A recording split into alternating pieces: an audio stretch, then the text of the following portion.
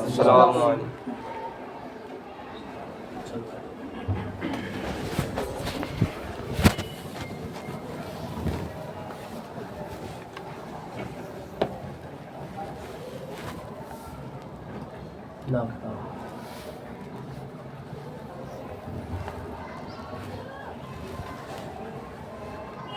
باب علمتو کا دوسرا مفعول نائب فاعل نہیں بنے گا. کیوں نہیں بنے گا؟ دوسرا مفعول پہلے نمبر قائم ہوتا ہے، یعنی مقرر اور مقرر کی نظر میں ہوتا ہے. اگر اور اس کو نائب فاعل بنا دیا جائے تو خبر پہلے سے مسند ہے، اور پھر نائب فاعل بنا دیا جائے تو مسند نہیں ہو جائے گا. ایک ایک چیز کا مسند کام کے ساتھ مسند اور مفعول لہو کیوں نہیں بن سکتا؟ مفعول وہ ہے جس کی وجہ سے فعل واقع ہے. ہاں، جیسے ضربت زیدن تعدیبا، تعدیبا کی وجہ سے فعل واقع ہو رہا ہے. اگر اس کو نائب پر بنائیں گے تو علت ختم ہو جائے گی، اس لیے کہ علت جو واقع ہو رہا ہے نصب ہونے کی حالت میں ہو رہا ہے. اس کا نصب جو ہے وہ علت پر دلالت علت پر دلالت کرتا ہے. اگر نائب پر بنائیں گے تو نائب پر جو مفعول ہوتا ہے یہ علت پر دلالت نہیں. مفعول معاو بھی نہیں ہو سکتا نائب فاعل. مفعول معروف بنائیں گے تو واو کے ساتھ بنائیں گے تو اس میں دو نہیں. اگر واو کے ساتھ بنائیں گے تو واو کے ساتھ بنائیں گے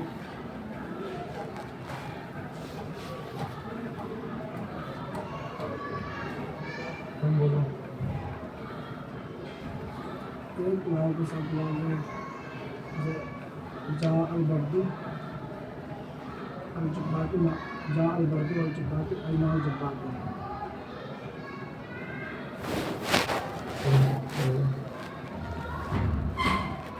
ایک ہی چیز کا استعمال کام ہونا لازم ہے. اس لیے کہ یہ جو مفعول ما ہوتا ہے واو کے معنی میں. اب اس کے بعد نائب فعل بنائیں گے تو یا تو واو کے ساتھ بنائیں گے یا واو کے علاوہ بنائیں گے. اگر واو کے ساتھ بنائیں گے تو فعل اور نائب فعل میں جو ہے فصل ہونا لازم آئے گا. اور اگر واو کے علاوہ بنائیں تو اس کے نائب فعل نہیں بنا سکتے. اور اس کی واو کے علاوہ بنائیں گے تو پھر پتہ نہیں چلے گا کہ فعل کون ہے اور نائب فعل وہ فعل کون ہے نائب فعل کون ہے. باب آتیتو میں کیا مسئلہ ہے؟ باب آتیتو میں پہلے مفعول کو نائب فاعل بنانا زیادہ بہتر ہے دوسرے والے سے. مطلب کیا؟ آتنی زیدن درہمن، یعنی زید نے 2 درہم دیے. تو زید انسان میں جو ہے لینے کی صلاحیت زیادہ ہوتی ہے اور درہم میں لینے کی صلاحیت نہیں ہوتی. تو اسی وجہ سے پہلے والے کو نائب فاعل بنانا زیادہ بہتر ہے. چلو بھائی. بسم اللہ الرحمن الرحیم. ومنها المبتدأ والخبر. فالمبتدأ هو الاسم المجرد عن العلامة اللفظية مسندا إليه أو الصفة الواقعة بعد حرف النفي أو ألف الاستفهام رافعة لظاهر مثل زيد قائم وما قائم الزيدان وأقائم الزيدان. فإن طابقت مفردا جاز الأمران. والخبر هو المجرد المسند به المغاير للصفة المذكورة والأشياء. چلو بسم اللہ الرحمن الرحیم. ومنها المبتدأ والخبر، اور مرفوعات میں سے مبتدا اور خبر ہے. دیکھیں یہاں پر منہا مؤنث کی ضمیر کے ساتھ آیا، اس کا مرجع ہے مرفوعات. اور قافیہ کے بعض نسخوں میں منہ بھی آیا ہے، جیسا کہ پیچھے کہا منہ الفاعل. تو ایسے ہی بعض نسخوں میں منہ المبتدأ والخبر آیا ہے، تو اگر مذکر کی ضمیر کے ساتھ منہ آئے تو ایسی صورت میں اس کا مرجع مرفوع ہوگا جو مرفوعات میں ہے۔ سب سے پہلا یہاں پر اعتراض یہ ہے کہ فاعل مرفوعات کی مستقل الگ قسم ہے، تو فاعل کو منہ کے ذریعے بیان کیا گیا، مبتدا اور خبر بھی مرفوعات کی یہ دونوں الگ الگ قسمیں ہیں، تو ان دونوں کو بھی الگ الگ بیان کرنا چاہیے تھا اور کہنا چاہیے تھا منہ المبتدأ اور کہنا چاہیے تھا ومنہ الخبر، تو ان دونوں کو ایک ہی منہ کے تحت بیان کیوں کیا؟ اس کی دو وجہ بیان کی گئی ہیں۔ ایک وجہ یہ ہے کہ ان دونوں میں تلازم ہوتا ہے، مبتدا اور خبر میں تلازم ہوتا ہے، مبتدا خبر کے بغیر نہیں پایا جاتا اور خبر جو ہے وہ مبتدا کے بغیر نہیں پائی جاتی، ایک وجہ۔ تو تلازم کی وجہ سے دونوں کو ایک ہی منہ کے تحت بیان کر دیا۔ دوسری وجہ ایک ہی منہ کے تحت بیان کرنے کی یہ ہے کہ دونوں کا عامل جو ہوتا ہے وہ عامل معنوی ہوتا ہے، تو مبتدا اور خبر عامل معنوی ہونے میں ایک دوسرے کے شریک ہیں، تو اسی شرکت کی وجہ سے جو ہے دونوں کو ایک ہی منہ کے تحت بیان کرتا ہے۔ ایک بات۔ ایک دوسری بات یہاں پر یہ ہے کہ مبتدا اور خبر کا عامل کیا ہے، تو اس سلسلے میں اس میں تین قول ہیں۔ ایک قول ہے بصریوں کا، بصری کہتے ہیں کہ مبتدا اور خبر دونوں کا عامل جو ہے وہ ابتدا ہے۔ دوسرا قول ہے علامہ زمخشری کا، علامہ زمخشری نے یہ کہا ہے کہ مبتدا کا عامل ابتدا ہے اور خبر کا عامل جو ہے وہ مبتدا ہے، پہلے دونوں کا عامل ابتدا ہے۔ دوسرا قول علامہ زمخشری کا کہ مبتدا کا عامل ابتدا ہے اور خبر کا عامل کیا ہے؟ مبتدا ہے۔ اور تیسرا قول ہے علامہ رضی کا، علامہ رضی کہتے ہیں کہ مبتدا کا عامل خبر ہے اور خبر کا عامل جو ہے مبتدا ہے، یعنی مبتدا اور خبر ایک دوسرے میں عامل ہے۔ کتنے قول ہو گئے؟ لیکن انہوں نے مبتدا اور خبر کی تعریف کی ہے کہ مبتدا وہ اسم ہے جو عوامل لفظیہ سے خالی ہو اور مسند الیہ ہو، اور خبر کی تعریف یہ کی ہے کہ جو عوامل لفظیہ سے خالی ہو اور مسند بھی ہو۔ تو لہذا پہلا قول صحیح اس لیے ہے کہ چونکہ پہلے قول میں جو ہے مبتدا بھی عامل سے خالی ہوگا اور خبر بھی عامل سے خالی ہوگی۔ اگر دوسرے قول کو لیا جائے علامہ زمخشری کے، تو ایسی صورت میں مبتدا کا عامل تو ابتدا ہوگا، عامل لفظی سے خالی ہوگا، لیکن خبر کا عامل جو ہے جب مبتدا ہے تو یہاں پر خبر جو ہے وہ عامل لفظی سے خالی، بلکہ زید قائم میں قائم کا عامل جب زید ہے تو زید یہاں پر کیا ہے؟ مذکور ہے، خبر جو ہے عامل لفظی سے خالی نہیں۔ اسی طریقے سے علامہ رضی کا مطلب کیا ہے کہ مبتدا اور خبر میں سے ہر ایک دوسرے میں عامل ہے، تو یہ قول بھی کیا ہے؟ اس لیے اس تعریف کے اعتبار سے درست نہیں ہے کہ یہاں پر مبتدا خبر میں عامل ہے تو اس کا عامل لفظی ہو گیا، اور خبر جو ہے مبتدا میں عامل ہے تو مبتدا کا عامل جو ہے لفظ کے اندر مذکور ہو گیا، تو لہذا یہ دونوں عامل لفظی سے خالی نہیں ہوئے۔ اور پہلا قول جو ہے کہ دونوں کا عامل ابتدا ہے، تو پہلا قول بصریوں کا یہ زیادہ بہتر اس لیے ہے کہ اس قول کے مطابق جو ہے مبتدا اور خبر جو ہے وہ دونوں عامل لفظی سے خالی ہیں۔ سمجھ گئے بات کو؟ کہتے ہیں وَمِنْ الْمُبْتَدَأُ، مبتدا یہ ابتداء یبتدئ ابتداء فہو مبتدئ باب افتعال سے یہ اسم مفعول کا صیغہ ہے. ابتدا کا معنی آتا ہے شروع کرنا، اور مبتدا یہ اسم مفعول ہے، اس کا معنی آتا ہے جس کو شروع کیا جائے. اور مبتدا کو مبتدا اس لیے کہا جاتا ہے کہ مبتدا کو بھی کیا ہے شروع کیا جاتا ہے، پہلے بیان کیا جاتا ہے. کہنے فالمبتدا هو الاسم، تو مبتدا وہ اسم ہے جو خالی ہو عوامل لفظیہ سے مسند الیہ ہو. اب یہاں پر اسم جو ہے، اسم سے مراد عام ہے، چاہے اسم حقیقی ہو یا اسم کیا ہے تعبیلی ہو. اسم حقیقی ہو یا اسم تعبیلی.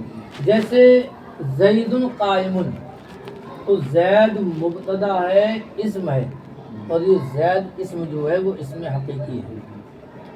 اور کبھی اسم جو ہوتا ہے وہ حقیقی نہیں ہوتا ہے بلکہ تعبیلی ہوتا ہے. جیسے ان تصوموا خیر لکم، تو یہاں پر ان تصوموا مطلب یہ صیامکم خیر لکم. کیا ہے؟ ان تصوموا معنی کس کے؟ صیامکم خیر لکم. تو یہاں پر ان تصوموا یہ مبتدا ہے اور خیر لکم اس کی خبر ہے. اور یہاں پر مبتدا جو ہے وہ اسم حقیقی نہیں ہے بلکہ اسم تعبیلی ہے. یعنی ان جو ہے ان مصدریہ ہے، اس نے فعل کو مصدر کے معنی میں کر کے ان تصوم جو ہے یہ صیام حکم کے معنی میں ہوتا ہے. تو اسم حقیقی ہوگا، اس میں تعبیری ہوگا. سمجھ آ رہی؟ اب آپ یہ بھی جانتے ہیں کہ ہر تعریف جو ہوتی ہے وہ جنس اور فصل سے مرکب ہوتی ہے. جب اس کی جنس کو بیان کیا جاتا ہے تو اس کے اندر عموم اور شمول ہوتا ہے، اور جیسے جیسے اس کی فصلیں بیان کی جاتی ہیں ویسے ویسے وہ عموم اور شمول ختم ہو جاتا ہے. تو انہوں نے کہا کہ مبتدا وہ ہے، کیا کہا؟ مبتدا.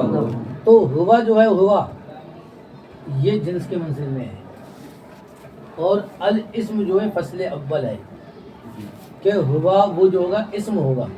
تو لہذا یہاں پر فعل سے اعتراض ہے کہ اسم مبتدا جو ہوگا وہ اسمی ہوگا، فعل نہیں ہوگا. پھر کہا کہ المجرد عن العوامل اللفظیتی، جو عامل لفظی سے خالی ہو، تو یہ فصل ثانی ہے.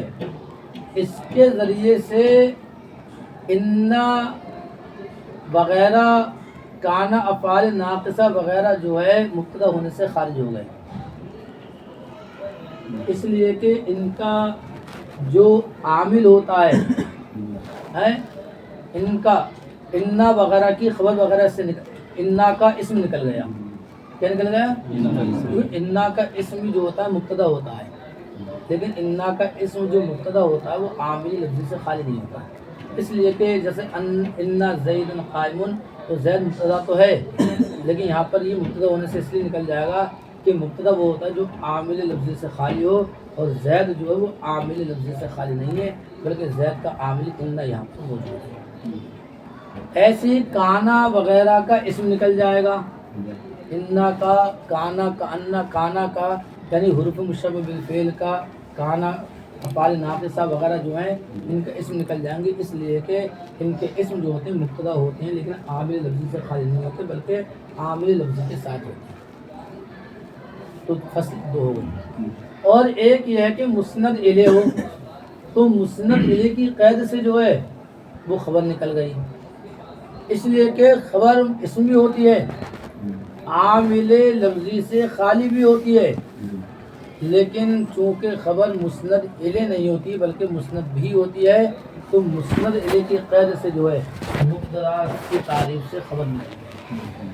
تو یہاں پر تین فصلیں ہوں. ہوا جس کے منزل میں ہے، الاسم فصل اول ہے، المجرد عن العوامل اللفظیتی یہ فصل ثانی ہے، مسندن الیہ یہ فصل ثالث ہے. فالمبتدأ هو الاسم المجرد عن العوامل اللفظیتی، تو مبتدا وہ اسم ہے جو عوامل لفظیہ سے خالی ہو مسند الیہ ہو. اب صفت الباقیات بعد حرف النفی او الف الاستفہامی رافعاتا لظاہر، یا مبتدا ایک ایسی صفت ہو. یہ یہاں پر مبتدا کی قسم ثانی کو بیان کر رہے ہیں. مبتدا کی قسم ثانی کیا ہے؟ صیغہ صفت ہے جو حرف نفی کے بعد ہو. حرف نفی جو ہے ما اور لا، یا الف استفہام کے بعد واقع ہو جیسا کہ حمزہ ہے، حل ہے، اور اس کے علاوہ اور بھی. سمجھے؟ تو مبتدا کی جو دوسری قسم ہے وہ صیغہ صفت ہے. صیغہ صفت جانتے ہو اسماء مشتقات میں سے، اور حرف نفی کے بعد واقع ہو، الف استفہام کے بعد واقع ہو، اور اس میں ظاہر کو رفع دینے والی ہو. ہیلو وعلیکم السلام جی. اچھا نہیں ہے وہ ٹھیک. بات میں آ رہی رافعاتا لظاہر، اور ایک شرط یہ ہے کہ اس میں ظاہر کو رفع دینے والی ہے. جیسے زید قائم، یہ ہے مبتدا کی قسم اول کی مثال. اور ما قائم الزیدان کیا ہے؟ یہ مبتدا کی قسم ثانی ہے، صیغہ صفت ہے، اور یہ حرف نفی کے بعد واقع ہے، اور زیدان جو اس میں ظاہر ہے اس کو رفع دے رہی ہے. اور اقائم الزیدان یہ بھی کیا ہے؟ مبتدا کی قسم ثانی ہے، صیغہ صفت ہے، الف استفہام کے بعد واقع ہے، اور زیدان جو اس میں ظاہر ہے اس کو رفع دے رہی ہے. فَإِن طَابَقَتْ مُفْرَدًا جَازَ الْأَمْرَانِ، اگر صیغہ صفت مفرد کے مطابق ہو. دیکھیے آپ نے مبتدا کی قسم ثانی کی دو مثالیں پڑھی، تو دو مثالوں میں جو صیغہ صفت ہے مفرد ہے، اور اس میں ظاہر جو ہے کیا ہے؟ تثنیہ ہے. اب کہتے ہیں کہ صیغہ صفت بھی مفرد ہو اور جو اس میں ظاہر ہے وہ بھی مفرد ہو. سمجھ بات کو؟ تو ایسی صورت میں یہاں پر دو ترکیبیں جائز ہیں. جیسے اقائم زید، کیا ہے؟ دیکھیے قائم الزیدان، یہاں پر قائم جو ہے صیغہ صفت مبتدا کی قسم ثانی، اور زیدان اس کا فاعل ہو جائے گا. اس میں ایک ہی ترکیب جائز ہے. اور ما قائم زید، تو قائم مبتدا کی قسم ثانی اور زید اس کا فاعل، ایک ترکیب. دوسری ترکیب اس میں یہ ہے کہ ما قائم زید دونوں مفرد ہوں تو قائم کو خبر مقدم بنانا اور زید کو مبتدا مؤخر دونوں بنانا چاہیے. ارے بس میں جانی، اگر صیغہ صفت مفرد ہو اور اس میں ظاہر تثنیہ ہو، یا اس میں ظاہر جو ہے وہ جمع ہو، تو ایسی صورت میں یہ بنے گی مبتدا کی قسم ثانی. اور صیغہ صفت اور اس میں ظاہر دونوں مفرد ہوں تو یہاں پر دو ترکیبیں جائز ہیں. چاہو تو صیغہ صفت کو مبتدا کی قسم ثانی بنا دو اور زید کو اس کا فاعل بنا دو. دو ترکیب ہوں گی. ایک یہ ہے کہ یہ دونوں تثنیہ ہوں، صیغہ صفت بھی تثنیہ ہو اور اس میں ظاہر بھی تثنیہ ہو. مثال کیا بنے گی؟ اقائمان الزیدان، یا یہ دونوں جمع ہوں. مثال کیا بنے گی؟ اقائمون الزیدون. تو کہتے ہیں کہ دونوں تثنیہ ہوں یا دونوں جمع ہوں تو یہاں پر صرف ایک ترکیب جائز ہے کہ قائمان کو خبر مقدم بنایا جائے گا اور زیدان کو مبتدا مؤخر بنایا جائے گا، اور قائمونہ کو خبر مقدم بنایا جائے گا اور زیدون کو مبتدا مؤخر بنایا جائے گا. مبتدا کی قسم اول بنانا، اس کی قسم ثانی بنانا جائز نہیں. کیوں؟ اقائمان زیدان مبتدا کی قسم ثانی بنانا جائز اس لیے نہیں ہے کہ انہوں نے یہ کہا تھا کہ صیغہ صفت ہو ہے، یہاں پر حرف نفی کے بعد واقع ہو ہے ما قائمہ، لیکن انہوں نے کہا تھا کہ اس میں ظاہر کو رفع دینے والی ہو، اور اقائمان زیدان، قائمان جو ہے یہ اس میں ظاہر کو رفع نہیں دے رہا، بلکہ الف جو ہے تثنیہ کا الف، اس کا فاعل جو وہ الف ہے، اس میں ظاہر نہیں، تو اس میں ظاہر کو رفع نہیں دے رہا۔ اور ایسی اقائمون الزیدون تو صیغہ صفت جمع ہے، تو یہاں پر اس کو خبر مقدم بنایا جائے گا اور زیدون کو مبتدا مؤخر بنایا جائے گا، اس میں ثانی بنانا جائز نہیں۔ اس میں ایک شرط یہ تھی کہ صیغہ صفت حرف نفی کے بعد تو ہو لیکن اس میں ظاہر کو رفع دیتی ہے، اور اقائمون یہ زیدون کو رفع نہیں دے رہی ہے بلکہ اس کا فاعل یہاں پر واو موجود ہے۔ کتنی صورتیں ہوگی؟ 3 صورتیں ہوگی۔ پہلی صورت کیا کہ صیغہ صفت مفرد ہو، اس میں ظاہر تثنیہ ہو یا جمع ہو، تو یہاں پر مبتدا کی قسم ثانی اس کے لیے ہونا واجب ہو جائے گا۔ اگر دونوں تثنیہ ہوں اور دونوں جمع ہوں تو اب خبر مقدم بنانا اس کو واجب ہو جائے گا، اور دونوں مفرد ہوں تو ایسی صورت میں دونوں ترکیب جائز ہیں، مبتدا کی قسم ثانی بنا سکتے ہو اور اس کو خبر مقدم بھی بنانا جائز ہے۔ بس میں آ رہی؟ تو یہاں پر انہوں نے 2 صورتیں بیان کی، تیسری صورت کہ دونوں تثنیہ ہوں کہ دونوں جمع ہوں، تو اس صورت کو انہوں نے یہاں پر کیا چھوڑ دیا ہے، اس لیے کہ اس صورت میں جو ہے یہ مبتدا کی قسم ثانی ہے نہیں بلکہ اس کو خبر مقدم بنانا کیا ہو جائے گا، واجب ہو جائے گا۔ بس میں آ رہی؟ فَإِن طَابَقَتْ مُفْرَدًا جَازَ الْأَمْرَانِ، تو اگر صیغہ صفت مفرد کے مطابق ہو، دونوں مفرد ہوں، جاز الامران، تو دو امر کیا صیغہ صفت بنانا جائز ہے اور خبر مقدم بھی بنانا جائز ہے۔ 2 صورتیں یہ ہوگی۔ تیسری صورت کیا کہ دونوں تثنیہ ہوں یا دونوں جمع ہوں، تو ایسی صورت میں جو ہے اس کو کیا بنایا جائے گا، خبر مقدم بنایا جائے گا اور زیدون کو مبتدا مؤخر۔ چلو